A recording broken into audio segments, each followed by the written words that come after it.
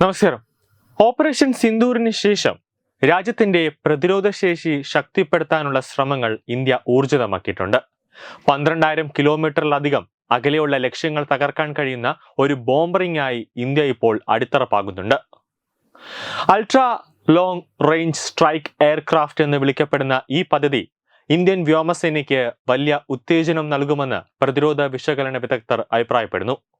ഇന്ത്യയുടെ അയൽക്കാരനായ China H-20 ഉപയോഗിച്ച് വേഗത്തിൽ മുന്നേറ്റം നടത്തുന്നുണ്ടെങ്കിലും US അതിന്റെ B-2 സ്പിരിറ്റും വരാനിരിക്കുന്ന B-21 റൈഡറും ഉപയോഗിച്ച് ഒരു മുൻതൂക്കം നേടുന്നു എന്നതാണ് ശ്രദ്ധിക്കേണ്ട കാര്യം.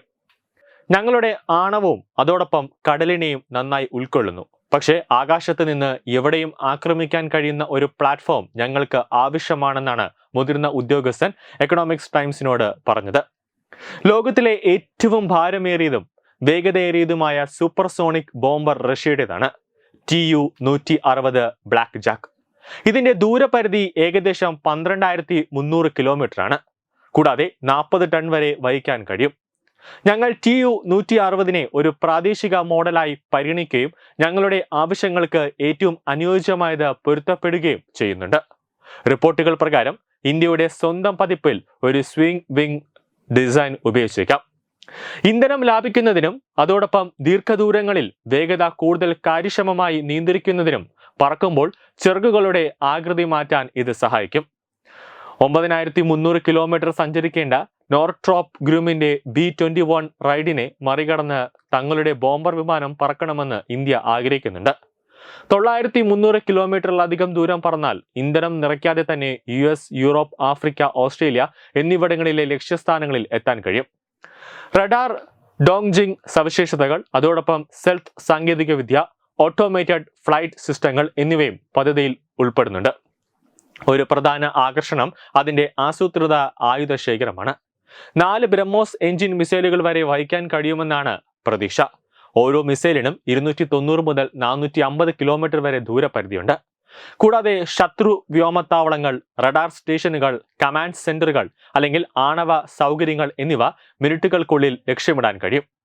അഗ്നി 1P അതോടൊപ്പം ലേസർ ബോംബുകൾ, ആന്റി റേഡിയേഷൻ മിസൈലുകൾ തുടങ്ങിയ ഹ്രസ്വദൂര ബാലിസ്റ്റിക് ആയുധങ്ങളും അന്തിമ പെലോഡിന്റെ ഭാഗമാകുമെന്ന് പ്രതീക്ഷയുണ്ട്. മോദി സർക്കാർ അതോടൊപ്പം DRDO, HAL, aircraft development agency എന്നിവയ്ക്കൊപ്പം ഈ നീക്കത്തിന് നേതൃത്വം നൽകുന്നുണ്ട്.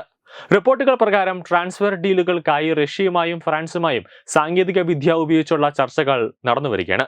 ഒരു പ്രധാന ഭാഗം എഞ്ചിനാണ്. ആവശ്യമായ ശക്തിയും ശ്രേണിയും അനുയോജ്യമാക്കുന്നതിന് എഞ്ചിനീയർമാർ GE-414 അല്ലെങ്കിൽ റഷ്യയുടെ NK-32 എന്നിവ ലക്ഷ്യമിട്ടേക്കാം. ന്യൂസ് ഡെസ്ക് തത്വമൈ ന്യൂസ്.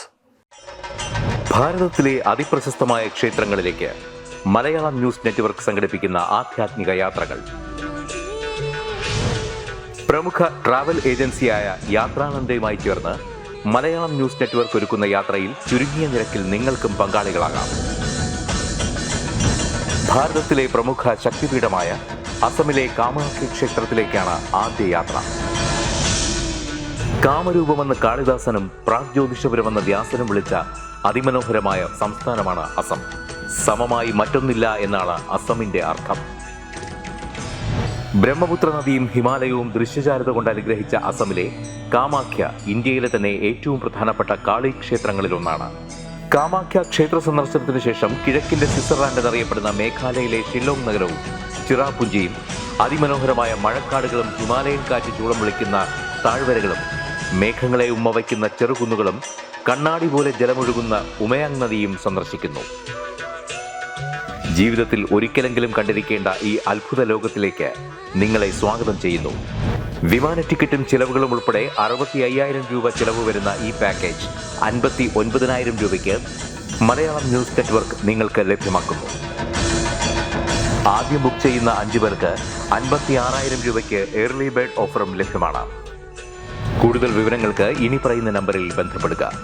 8089001200 അല്ലെങ്കിൽ 7736549234.